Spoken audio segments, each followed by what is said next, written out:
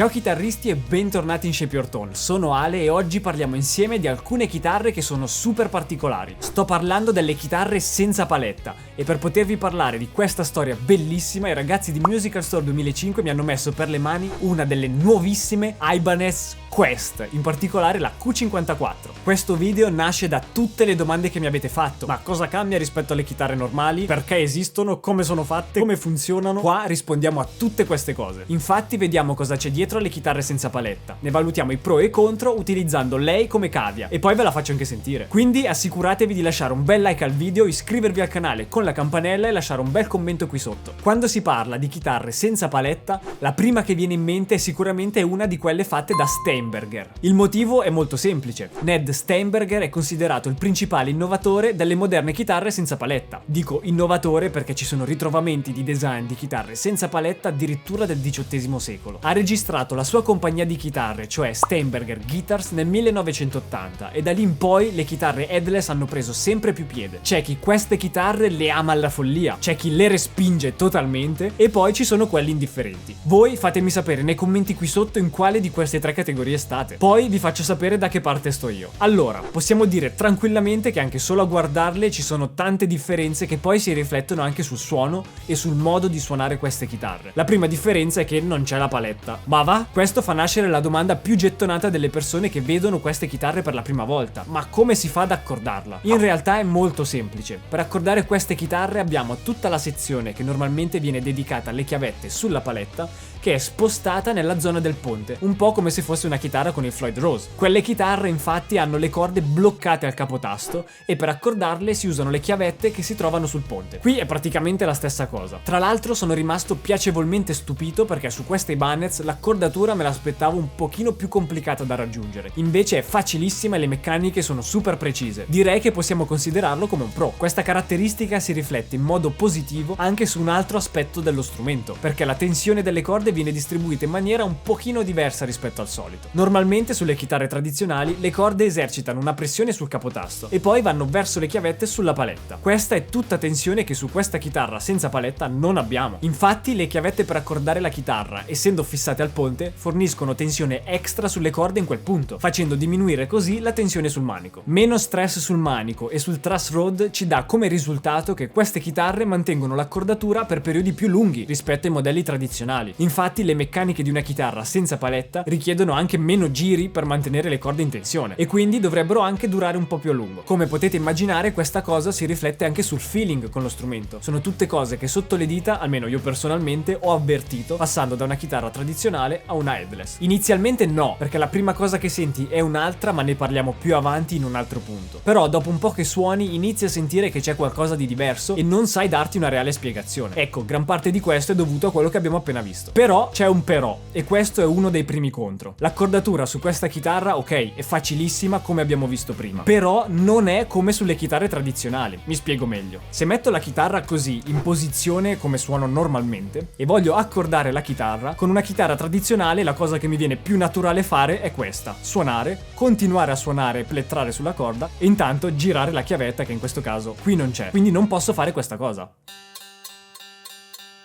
E voi mi direte, sì ok, falla, ma accorda la chitarra come ci hai fatto vedere prima. Però il punto è che non posso perché la mano sarebbe occupata. Devo suonare, staccare la mano e poi andare a prendere la meccanica corrispondente alla corda e girarla. Per ovviare a questa cosa dovreste fare una roba del genere, cioè prendere la chitarra, suonare, prendere l'altro braccio, girarlo dietro la chitarra, prendere la meccanica, ma capite bene che è una cosa poco fattibile. L'alternativa è semplicemente prendere la chitarra, sdraiarla sulle gambe e suonare con la destra e con la sinistra girare la meccanica. Un'altra cosa che vorrei considerare è l'ergonomia. Alzi la mano chi è un chitarrista e un giorno sì e un giorno pure ha dei dolori alle braccia, alle spalle, alla schiena. Io ne posso alzare anche 4 di mani e anche un piede se volete. Questi dolori sono dovuti a svariate cose, tra cui comunque anche il peso delle chitarre. Vi faccio un esempio: io avendo suonato praticamente per gran parte del mio tempo Les Paul, mi sono spezzato svariate volte. Se ci fate caso, le chitarre quando sono sbilanciate o sono sbilanciate dalla parte del body o sono sbilanciate dalla parte della paletta, perché è sempre uno di questi due elementi a prevalere sull'altro. L'esempio classico possono essere le Gibson Les Paul, che sono sbilanciatissime verso il body, oppure la Gibson SG, che al contrario, avendo il body piccolissimo e il manico super slanciato in avanti, tende a cadere sempre verso la paletta. Con queste chitarre, tolta la paletta, si ha un equilibrio che è più centrato sulla chitarra. Sono più leggere, più piccole e spesso risultano anche molto più comode da suonare. Un'altra cosa non da meno è che sono molto più facili da trasportare e occupano anche meno spazio. Sembra di portarsi in giro un violino. Tutto questo è un grandissimo pro delle chitarre senza paletta, ma anche in questo caso abbiamo un contro. Tutte queste scelte fatte in favore dell'ergonomia hanno portato la chitarra ad avere un design strano, moderno e decisamente non comune. Per i più puristi possiamo dire per fortuna, perché non vengono intaccati i modelli storici delle chitarre come le Les Paul, le Strato, le Tele. Questo design ergonomico ha anche vincolato per forza di cose tutto il lato estetico della chitarra. O lo ami o lo odi. Non esiste la via di mezzo. Il modello è questo. E secondo me è un grande contro. Sappiamo tutti quanto è fondamentale l'estetica di una chitarra per la scelta di un chitarrista. Inevitabilmente il popolo dei chitarristi qui si divide in due, si spezza. E non è come il classico dubbio è meglio la Strato o meglio la Les Paul. È capitato sicuramente a tantissimi di iniziare con una chitarra e poi passare a un'altra. Ma in questo caso no. Se la chitarra non ti piace, neanche ti viene voglia di provarla. Non la consideri quasi neanche una chitarra. Comunque anche le caratteristiche sonore di queste chitarre cambiano rispetto a quelle delle chitarre tradizionali. E qui ci buttiamo nel prossimo punto, ovvero il suono. Le chitarre normali, oltre il capotasto, producono delle vibrazioni, sia sul legno ma anche sulle corde, che spesso danno anche fastidio, motivo per cui tante volte si usa il fret wrap. Queste frequenze comunque, che provengono dalla paletta, sulla headless non ci sono, perché non c'è la paletta e quindi si ha solo un set di frequenze che sono quelle che girano tra il body e il manico. Questa cosa dà alle chitarre headless una pulizia nel suono e nel sustain che è clamorosa. E se questo non è un grande pro, raga, tante persone scelgono queste chitarre anche solo per questo motivo. Dopo, quando ve la farò sentire, mi farete sapere nei commenti. Ma ora andiamo nell'ultimo punto. L'ultimo punto, secondo me, è un contro di queste chitarre. Poche aziende nel mercato fanno queste chitarre e in questa poca scelta il risultato è che le chitarre che si hanno a disposizione sono anche tutte uguali. Sono tutte fatte così. Ma il più grande punto negativo qui è il prezzo delle chitarre. Le chitarre headless fino a poco tempo fa o erano super costose e addirittura magari di liuteria e quindi ancora più costose, oppure super economiche, ad esempio le chitarre di Harley Benton. Si passava da 3.000 euro a roba da 300 euro. La via di mezzo non esisteva. Finché è arrivata Ibanez e ha detto raga, fermi. E infatti per la prima volta hanno messo nel mercato la loro chitarra headless, ovvero questa.